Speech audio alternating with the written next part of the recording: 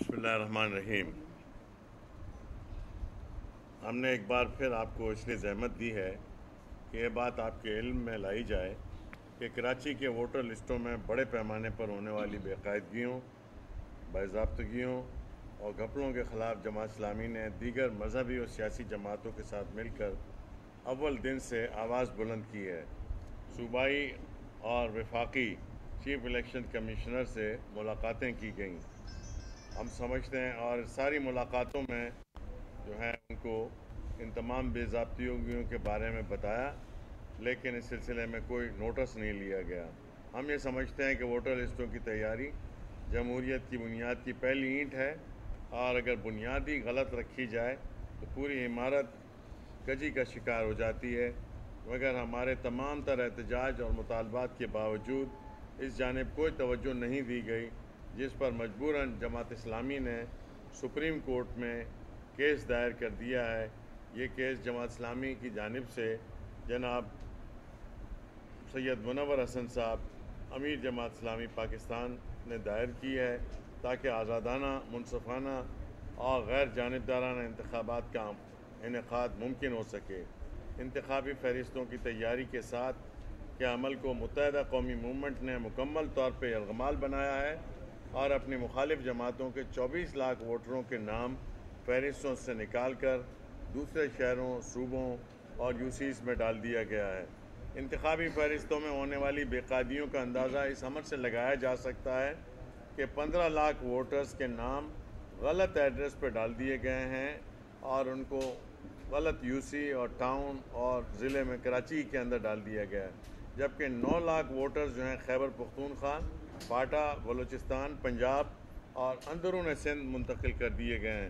اور ٹھوس شواہد کے ساتھ ان بے ضابطگیوں اور بے قاعدگیوں کی نشاندہی پر صوبائی الیکشن کمشنر نے فہرستوں کی درستگی کے لیے کوئی جو ہے مثبت اقدامات نہیں اٹھائے، جس سے شہر کی تمام چھوٹی بڑی سیاسی جماعتوں کے رہنماؤں نے انتخابی فہرستوں کو مسترد کر دیا۔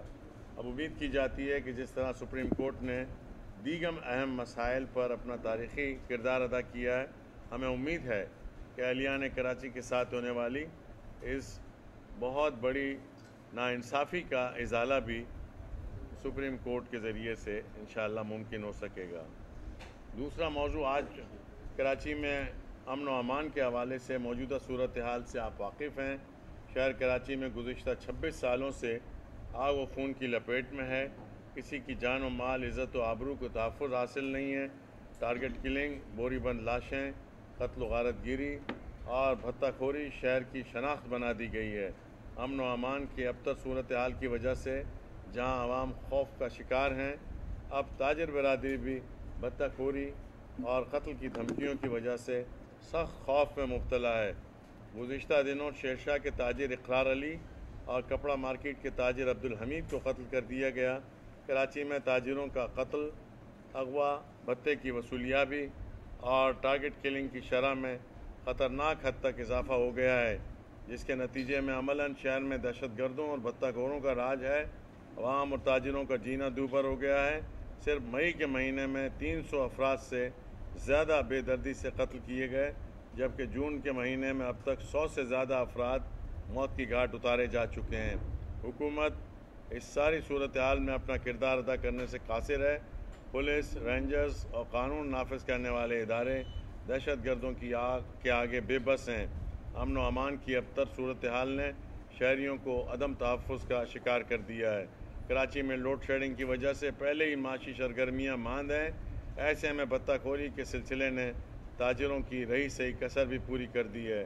تاجروں کو روزانہ بھتے کی پرچیاں بھیجی جاتی ہیں، جس میں لاکھوں روپے طلب کیے جاتے ہیں، اور عدم ادائیگی پر جان سے مارنے کی دھمکیاں ہی نہیں جاتی بلکہ قتل کر دیا جاتا ہے۔ ان دھمکیوں کی وجہ سے تاجروں کا کاروبار جاری رکھنا مشکل ہو گیا ہے۔ ہم سمجھتے ہیں کہ شہر میں امن و امان کی ابتر صورتحال حکومت کی مفاہمانہ سیاست کی وجہ سے، جب سے قاتلوں اور بھتہ خوروں کے لیے پارٹی امتیاز کے بغیر کارروائی نہیں کی جاتی، شہر میں امن و امان کا خواب کبھی شرمندہ تعبیر نہیں ہو سکتا۔ سندھ میں پیپلز پارٹی، متحدہ اور ANP کی حکومت ہے۔ شہر کی ابتر صورتحال، صوبائی حکومت کی مکمل ناکامی یہ عجیب المیہ ہے کہ متحدہ حکومت میں شامل ہونے کے باوجود ہڑتال کا اعلان کر رہی ہے۔ حکومت کا حصہ ہونے کے ناطے متحدہ بھی شہر میں قیام امن کی ذمہ دار ہے، مگر وہ امن قائم کرنے میں کردار ادا کرنے کی بجائے ادا کر نہیں رہی ہے، اور ہم سمجھتے ہیں کہ اسے اس صورتحال میں حکومت سے مستعفی ہو جانا چاہیے۔